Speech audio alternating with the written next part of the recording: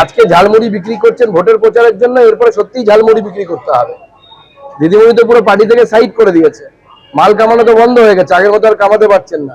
এরপরে সত্যিই ঝালমুড়ি বিক্রি করতে হবে। মোদি এলে না খাউঙ্গা না খানে দুঙ্গা করবো আমরা।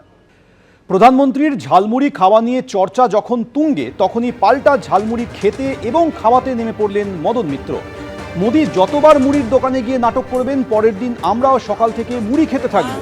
মুড়ি খেতে খেতে উনি যে প্রতিশ্রুতি দিয়েছেন একটাও রেখেছেন? প্রশ্ন মদন মিত্র।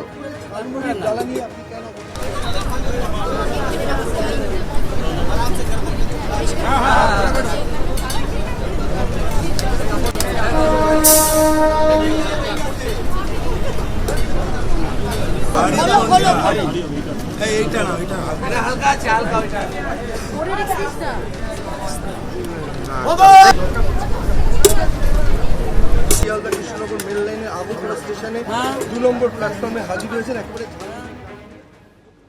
মানে মোদি যত আসবে আমাদের হারানো যৌবন তত ফিরে আসবে। উনি যতবার এই মুড়ির দোকানে গিয়ে নাটক করবেন, পরের দিন থেকে আমরাও সকালবেলা বেরিয়ে মুড়ি খেতে থাকবো। এই যে মুড়ি খেতে খেতে উনি বললেন যে প্রতিশ্রুতিগুলো, 2 কোটি টাকা 15 লাখ, 2 কোটি চাকরি 15 লাখ ক্যাশ, 3000 করে ব্যাংকে, আজ পর্যন্ত একটা সত্যি কিছু হয়েছে? উনি আবার এই মুড়ি খেতে খেতে আবার মিথ্যে প্রতিশ্রুতি দিচ্ছেন, কিন্তু তৃণমূল যা বলে মিথ্যে প্রতিশ্রুতি দেয় না।